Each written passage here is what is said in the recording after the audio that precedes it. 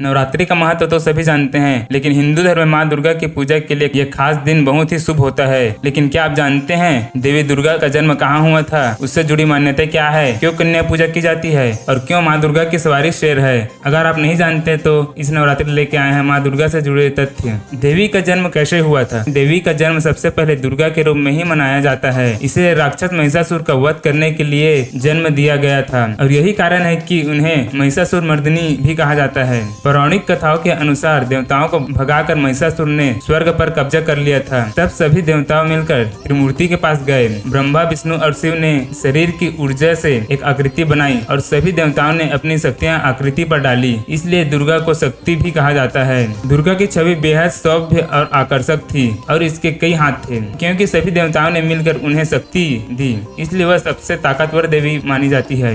उन्हें शिव का त्रिशूल मिला, विष्णु का चक्र, ब्रह्मा का कमल, हिमालय से कपड़े, धनुष और शेर मिला और ऐसे ही एक एक कर शक्तियों से नौ दुर्गा बनी और युद्ध के लिए तैयार हुई। वैसे दुर्गा की शक्ति के बारे में ऋग्वेद में भी पढ़ा जाता है। आखिर पूजा 9 दिनों तक क्यों की जाती है। जब दुर्गा ने महिषासुर पर हमला किया और एक एक कर दैत्यों को मारना शुरू किया, तब भैंसा के रूप धारण करने वाले महिषासुर को मारने के लिए उन्हें 9 दिन लगे। इस नवरात्रि को 9 दिन मनाया जाता है। इससे जुड़ी कथाएं भी है, जैसे नवरात्रि को दुर्गा के 9 रूपों से जोड़कर देखा जाता है और कहते हैं कि हर दिन युद्ध में देवी अलग रूप लिया करती थी और इसलिए 9 दिन 9 अलग अलग देवियों का पूजा की जाती है। साथ ही हर दिन अलग रंग से जोड़कर देखा जाता है। आखिर देवी अष्टभुजाओं वाली क्यों है।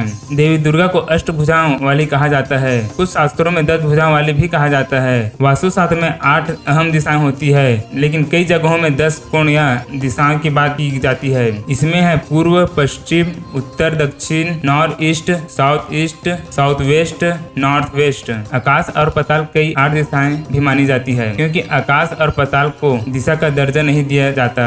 हिंदू शास्त्र के अनुसार ऐसा माना जाता है कि देवी दुर्गा हर दिशाओं से अपने भक्तों की रक्षा करती है और यही कारण है कि उसकी 8 भुजाएं हैं जो 8 दिशाओं में काम करती है। आखिर माता रानी शेर की सवारी क्यों करती है। दोस्तों, आपने अक्सर देवी को शेर पर सवार ही देखा होगा, क्योंकि माँ दुर्गा का वाहन शेर है और इसे अतुल्य शक्ति से जोड़कर देखा जाता है। ऐसा माना जाता है कि शेर पर सवार होकर माँ दुर्गा दुख और बुराई का अंत करती है। माँ दुर्गा को आखिर त्र्यंबिके क्यों कहा जाता है। क्यों आप जानते हैं कि माँ दुर्गा 3 आंखों वाली थी। साथ ही शिव भी त्रिनेत्र कहलाए हैं, जिनकी 3 आंखें थी। दुर्गा को शिव का ही आधा रूप माना जाता है, जिसे शक्ति भी कहा जाता है। दुर्गा की 3 आंखें अग्नि, सूर्य और चंद्र का प्रतीक माना जाता है, इसलिए माँ दुर्गा को त्र्यंबिके भी कहा जाता है। आखिर माँ दुर्गा की पूजा के लिए 108 मंत्रों का जाप ही क्यों होता है, कभी सोचा है आपने। आपको बता दें कि नवरात्रि को दुर्गा पूजा के नाम से भी जाना जाता है। कहा जाता है कि भगवान राम ने माँ दुर्गा की पूजा की थी, जिन्हें राम ने महिषासुर मर्दिनी के नाम से ही संबोधित किया था।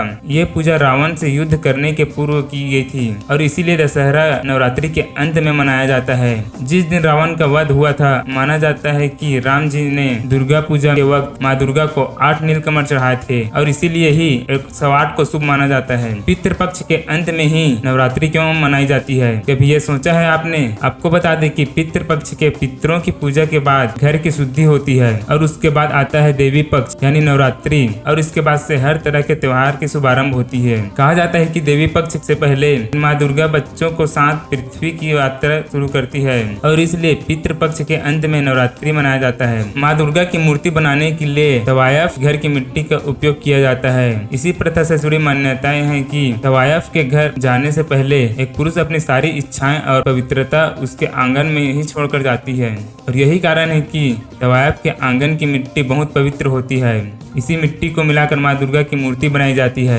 आखिर कन्या पूजा या कुंवारी पूजा क्यों मनाया जाता है। आपको पता है कि कन्याओं को देवी का रूप माना जाता है और उन्हें सबसे पवित्र माना जाता है जब तक माहवारी शुरू नहीं होती तब तक, क्योंकि नवरात्रि देवी यानी महिला के रूप में पूजने के लिए मनाई जाती है, इसलिए इसे छोटी कन्याओं को इससे जोड़ा जाता है। असल में वह पूजा स्वामी विवेकानंद ने 1901 में बेलूर मठ में शुरू की थी। इसे देवी की शक्ति से जोड़कर भी देखा जाता है। तो दोस्तों, माता रानी से जुड़े तथ्य आपको कैसे लगे कमेंट में जरूर बताएं और ऐसे ही और भी वीडियो के लिए हमारे चैनल को सब्सक्राइब करें।